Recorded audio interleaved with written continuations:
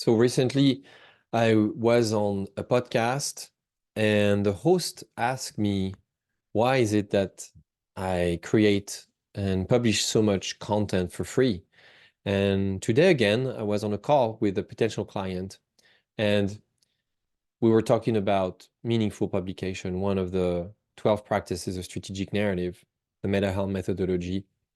And this client was really curious about why I published so many pieces of content and what were the benefits of those of that practice. And so it gave me an opportunity to reflect once again on the benefits of content creation and meaningful insights publication. Most people look at publishing their thoughts as a marketing and a sales generating activity. And they instantly attach some sales expectations to this activity that, put them in a mindset where if they don't feel like they have a return on a direct, tangible, monetized return on investment, then, to them, it means that it's not worth engaging in this activity. And so they stop doing it, or they don't even engage in it. They don't even start creating because they don't see that this activity is rewarding financially.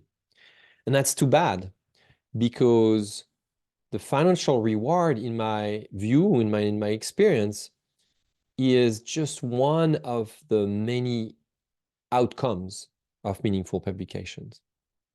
But before you get there, before you get to one of these outcomes, which to me, it's kind of a nice to have, the financial outcomes, the lead that you get, the request that you get thanks to your content. It's something you can't control, to be honest. That's why I call it an outcome versus an output. Now, the benefits of meaningful publication are really much bigger, much greater than this, and much deeper too.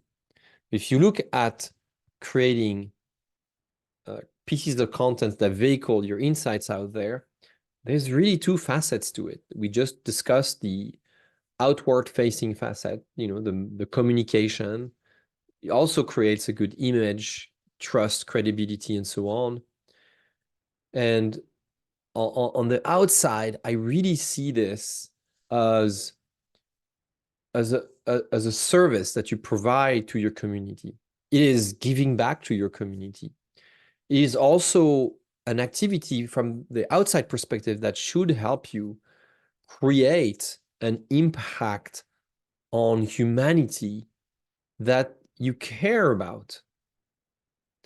The reason why I shoot these videos 5 days, almost 5 days a week, Monday through Friday, and I also publish to my email list. I post on LinkedIn. I share my content. I distribute it widely to as many people as possible, is because I truly believe, and I've seen it. I've seen that maybe this short video will end up in front of the eyes or in the hands of someone somewhere at some point, a little bit like a bottle, in the sea. And that video will have a transformative impact on somebody's life. Maybe they will feel inspired, motivated to start their own expertise-based business, share their knowledge, and create a life for themselves and for others that is positive, that is healthy, that creates positive impact. And maybe that's just they needed, after all, just a nudge. They don't even need to work with me. They just needed to hear, listen, see me explain, or just watch me be here present for them to have that movement, that momentum going. I recently received, I think it was for New Year's, I received this beautiful email from one of you, one of my one of you in my audience here, thanking me for what I do on a daily basis, because it helped this person move from a dreamer to someone who takes action, a leaper, dreamer to leaper, or actioner. So that's really the outside facing value and meaning that you could potentially find in an activity like this. It's so rewarding. Another practice I engage in is delivering free to attend live webinars once a month, the last Thursday of the month. And it's so curious to my peers, my colleagues, my competitors, if you want to call them. I don't call them competitors, but my colleagues I prefer. They wonder why do you do this? Like, why do you give your ideas, your framework away for free to people who just want to show up? And I tell them, well, if someone find value, if someone find value in my thinking and can get it for free, why not? Why not? I have enough revenue, I have enough joy, and maybe I'll get more even, but why not give access to more people to something that they find valuable? As I like to say, what goes around comes around. So that's for the outside facing part of meaningful insights publication. But even the bigger part of it, really the deeper and the value that I care all equally or even almost more is the opportunity for growth that it gives me. Every time I switch on the creator mode with Guillaume here, it's an opportunity to explore new ideas. I'm channeling ideas that come to me during the day from who knows where sometimes, just some thought floating around from books. You can see some of them in the back from things I read, conversations I have. I am just I'm just another conduit to the inner world, first of all, and then to the outer world for these ideas. These ideas don't belong to me. I don't own any ideas. Do you? Do you create anything original? Because I don't. See, nothing that I create is really my own property and nothing is really original. Somehow, and sometimes, and most of the time, I don't remember. I heard stuff somewhere and I process it, I arrange it, I package it in a way that makes sense to me. I put my fingerprints on it and I deliver it to you. Of course, this gives me a chance to check with myself and own these ideas and own the authenticity of the idea, own the relationship with these ideas. Sometimes I will come up with point of views and perspectives that can go against the grain. Like you've probably heard me say that starting with why is probably a bad idea when you start a professional services business. You'd rather start with what, and that's kind of counterintuitive. That's not common knowledge, right? So it really helps me exploring my ideas, my thoughts, and in engaging in that deeper and deeper practice of exploring and wrestling with my ideas. Give me that opportunity to reflect on what is the relationship that I have with this idea. Do I really mean this? And why does this matter to me? Right? Once I do this work, which sometimes is a very emotionally intensive and tiring work, it's a little bit like after you've exercised, you run a sprint or you go to the gym or you bike, you swim, you just feel a little bit different. The compounding effect of engaging in that practice on a daily basis, repeatedly, with discipline, is what changes you into a new version of the experts that you want to be. It's an ancestral practice. It's not new. We do it in a new way through digital media, through new cameras and lighting and special effect. And, we've got all those digital tools to do it. But if you think about it, our ancestors way, way, way, way, way back, hundreds, maybe thousands of years ago, engage in that practice of cultivating expertise through sharing their thoughts publicly, sharing their ideas, having public debates. The Greeks, the Romans, the Mesopotamian, all of those civilizations existed and thrived based on knowledge. And thanks to the work of those who published that knowledge and made it available to the constituents of that society and the members of their community. That's what expertise is about. There could be many other reasons why you do this, but my point is, it's just a normal activity that has so much more to offer than just hooking a few more clients that will pay you and just, just a revenue in the sales aspect. Now, to be also fully transparent, I do need money for my business. So when someone comes across or runs into one of my pieces of content and thinks, hey, this idea, if I apply it for my business, could generate those XYZ opportunities, and I might need help, and Guillaume's coaching it or consulting to help me implement it. Well, I welcome it. It's money that I welcome, that I receive here at MetaHelm, so that I can continue to operate and come up with better ideas. It is really a question of mindset, after all, of abundance mindset, not scarcity mindset. This is why I do it. The reasons why I want to come back, because that's also another question that one of my colleagues asked me, in fact, today. What role do my free-to-attend webinar play in my ministry?